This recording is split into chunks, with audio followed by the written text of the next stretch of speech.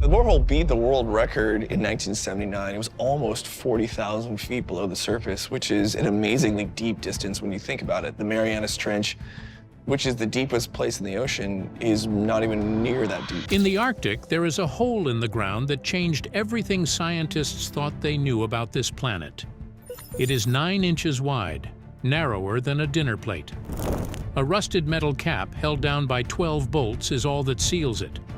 Beneath that cap, 12 kilometers straight down, the Soviet Union found things that broke their own science. Water where water could not exist. One thing that surprised them was they discovered a lot of water deep, deep down in the borehole, way below where you would find groundwater or any effects of ocean water. Fossils that should have been destroyed. An explosion nobody could explain. And when they realized what they had found, they buried it. The race and the drill. Most people know about the space race, the rockets, the moon landing, the competition between America and the Soviet Union to prove who was more powerful. But almost nobody talks about what was happening in the opposite direction. While NASA pointed rockets at the sky, Soviet scientists pointed a drill at the ground. The goal was the same. Go further than any human had ever gone and prove that the Soviet system could do what the West could not. America tried first. In the early 1960s, the United States launched a project called Project Mohole. The plan was to drill through the ocean floor and reach the mantle, the deep layer of rock that sits beneath the Earth's outer crust. The project made real progress, but in 1966, the United States Congress pulled the funding and shut it down without warning. The lead scientist publicly called it sabotage. The Soviets watched all of this very carefully, and they decided to build something that America could not cancel. On May 24, 1970, drilling began on the Kola Peninsula in northern Russia, a frozen stretch of land near the Norwegian border. The location was chosen deliberately. The rocks on the surface there are among the oldest on the planet, up to 3 billion years old. Scientists were not just drilling for depth, they were drilling backward through time. Every kilometer down brought them closer to a world that no longer existed on the surface. But getting there required engineering that had never been attempted before. The drill string, the long column of pipe connecting the surface to the drill head at the bottom, weighed 200 tons. Standard steel pipe would have snapped under its own weight long before reaching the target depth. The Soviets had to invent entirely new lightweight alloy pipes just to make the project possible. The drill head itself was ring-shaped, cutting through rock while leaving a solid column of untouched material in the center. That column, called the core, was the prize. It was pulled to the surface, sliced and studied. Every few meters was a new piece of a world that no human being had ever touched.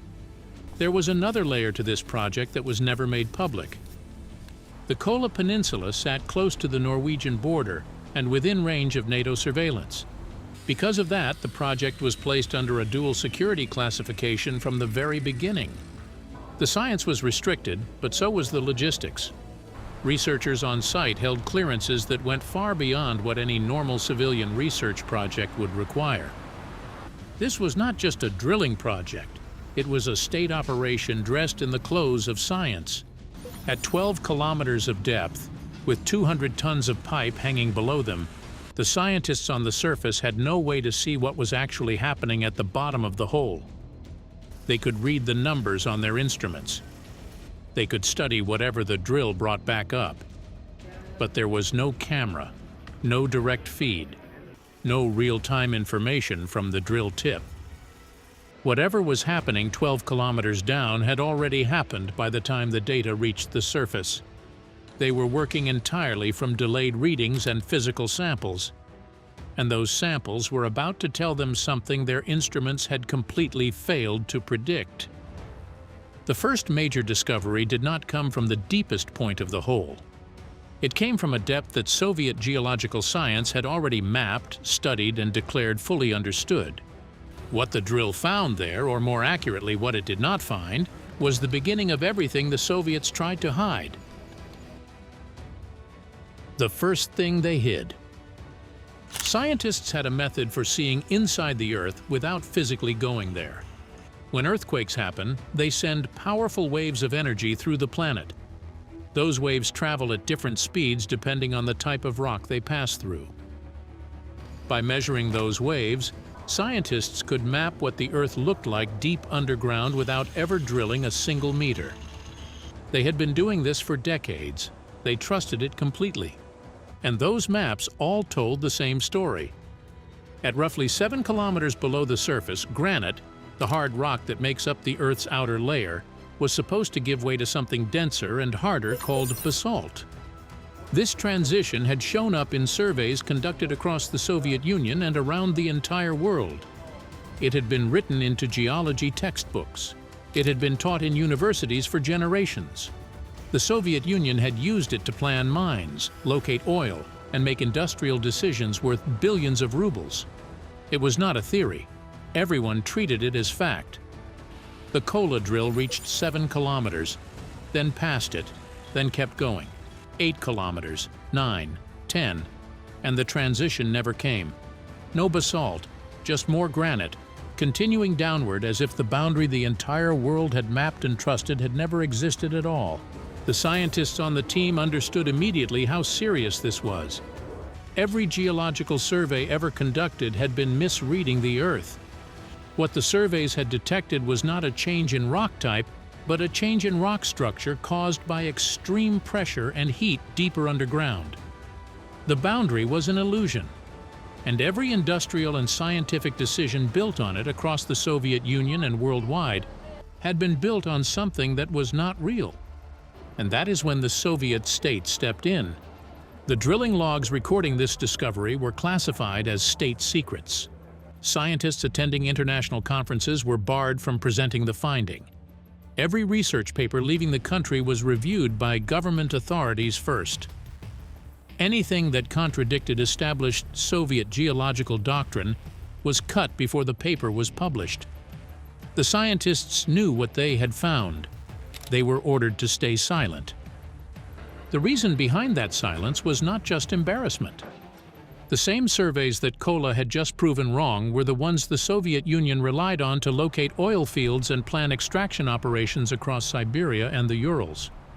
If those surveys were wrong at Kola, they could be wrong everywhere. Billions of rubles in industrial decisions were suddenly sitting on a broken foundation. Admitting that publicly was not something the Soviet state was willing to do, so they buried it. And for years, the rest of the world had no idea. But the missing rock layer was only the beginning. The deeper the drill went, the more the Earth pushed back. And what came up next was not just a crack in the model. It was the model falling apart completely. The discoveries that broke the model. Before drilling started, Soviet scientists built a detailed prediction of exactly what the team would find at every depth. Temperature, rock type, pressure, density, they were not guessing. They were working from the best geological science available at the time. They were confident, and they were wrong about almost everything. The temperature was the first number to collapse. Scientists predicted that the rock at 12 kilometers depth would reach around 70 degrees Celsius. That is hot, but manageable. What the instruments actually recorded was 220 degrees Celsius. That is hotter than the maximum setting of a standard kitchen oven, sustained continuously deep inside solid rock. The temperature had been rising faster than predicted from around 2 kilometers downward, accelerating with every passing kilometer in a way that the models had completely failed to anticipate. That heat did something to the rock that nobody was prepared for. Rock at 220 degrees Celsius does not crack cleanly under a drill the way it does at normal temperatures. It deforms. It flows slowly, the way warm wax flows, except it is solid granite. Drill bits designed for the hardest material on Earth were pushing into rock that simply bent around them. Equipment would stop, and the rock would creep inward against it. The Earth was not being drilled. It was slowly swallowing the drill. Then, the core samples started coming up wet. Between 3 and 6 kilometers depth, rock samples were consistently damp. Liquid water was sitting inside solid rock at depths where, according to every scientific model, it had no business existing. The pressure at those depths should have crushed any open space in the rock completely shut. The temperature should have driven any moisture away. But the water was there, and when scientists analyzed it closely, it was not ordinary water that had trickled down from the surface. It had a completely different chemical signature, altered by millions of years of reaction with the surrounding rock at extreme heat and pressure. This water had been trapped inside solid stone for an almost unimaginable length of time, and it was still there, liquid, sitting in the dark. That discovery was more dangerous than it sounds. At the time, multiple countries, including the Soviet Union, were developing plans to bury nuclear waste deep underground. The logic was simple. Deep rock is impermeable. Nothing gets in or out. The Kola water proved that logic was built on a false assumption. Rock that was supposed to be completely sealed was not sealed at all. Water had been moving through it. If water could move through it, so could other things. The implications for nuclear waste storage were serious enough to be discussed in classified internal documents. They never reached the public.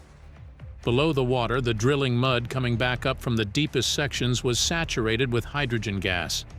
So saturated that it was visibly bubbling at the surface, like a pot coming to a boil, even though temperature was not the cause. Hydrogen is the most flammable element in existence. The drilling crew was working in an enclosed Arctic facility above a borehole that was actively venting explosive gas from 12 kilometers below. Safety procedures for this situation had never been written before, because this situation had never happened before. The team was building the rules as they went, above a hole that could have killed them all. And at 9.5 kilometers, the drill passed through something that stopped the geologists cold. A layer of rock with a gold content of up to 1 gram per ton. In mining, that concentration is commercially significant. It is the kind of number that would justify an extraction operation, except the gold was sitting 9.5 kilometers underground, in conditions that make it completely unreachable by any technology that exists today, or is likely to exist in the foreseeable future. The Soviet Union confirmed that gold was down there. They logged it, they filed the report, and they moved on, because there was absolutely nothing they could do about it. Every one of those discoveries was extraordinary, but the team had not yet found the thing that would disturb them most deeply. That came up in a core sample from rock that was older than almost anything alive on Earth. The fossils. Scientists had always believed that the deeper you go into the Earth, the further you get from life. Below a certain depth, the heat and pressure are so extreme that nothing biological could possibly survive. No organisms, no organic material, nothing. Just ancient sterile rock. That belief was not questioned. It was the foundation that entire fields of science were built on. Then a core sample came up from 2.8 billion-year-old rock and shattered that foundation completely. 14 types of fossilized microorganisms, tiny single-celled creatures, were sitting inside that rock, perfectly preserved. Pulled from depths where the temperature exceeded 220 degrees Celsius, and the pressure was thousands of times greater than anything we experience on the surface.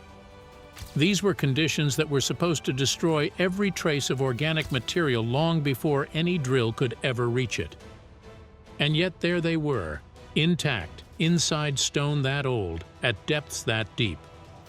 To understand why this hit so hard, you need to know that Soviet scientists had spent years publishing research on exactly how much heat organic material could withstand before being destroyed.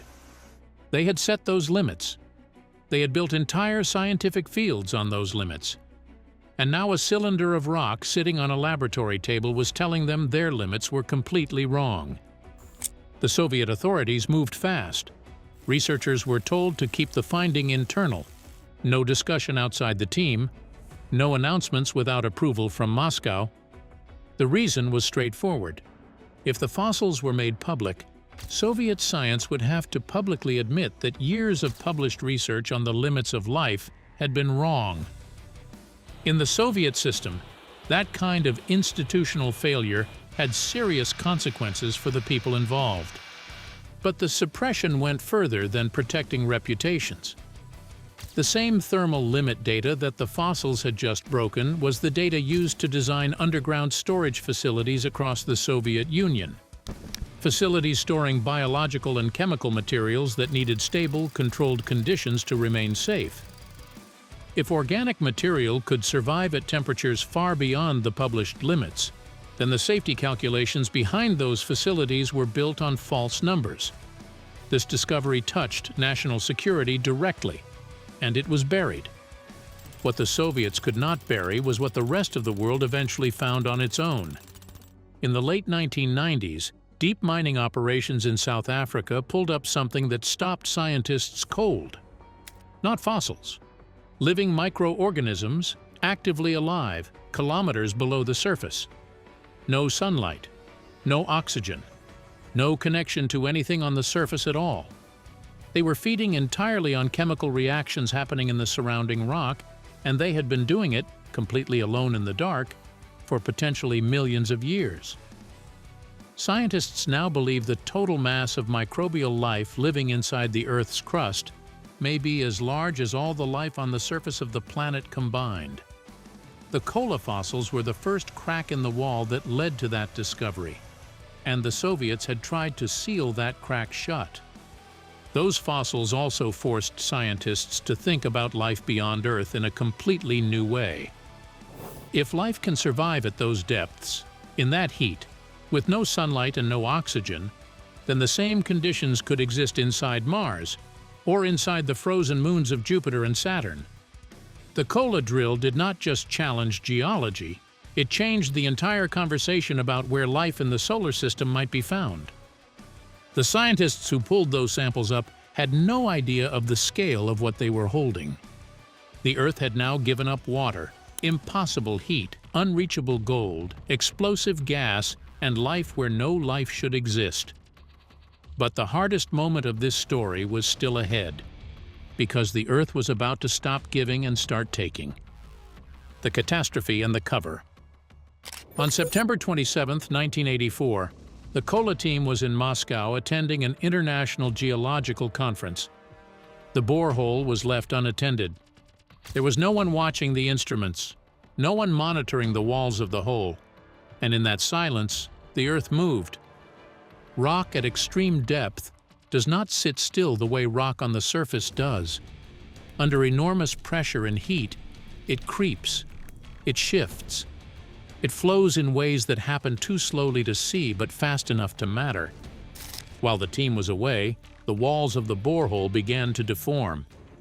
The rock pressed inward against the drill string, the long column of pipe connecting the surface to the drill head 12 kilometers below. When the team returned and tried to lift the drill string, it would not move. The rock had gripped it. They tried to free it. They increased the force, and then the pipe snapped. 5 kilometers of precision drill equipment, specially engineered alloy pipes that represented years of fabrication and planning, dropped straight down into the Earth. Gone. Completely irretrievable. But the physical loss was not the worst part. Every meter of the borehole had been carefully logged and sampled. Scientists had built a detailed record of exactly what existed at every depth. The section of borehole that was now sealed off by the accident contained data that had never been fully recorded, readings that existed only in preliminary notes, observations that had not yet been written into the official log. Some of what the Earth had shown the team in those deepest sections was simply gone, lost with the equipment, with no way to go back and recover it. The decision to restart was not obvious. Inside the Soviet scientific establishment, there was serious debate about whether to continue at all.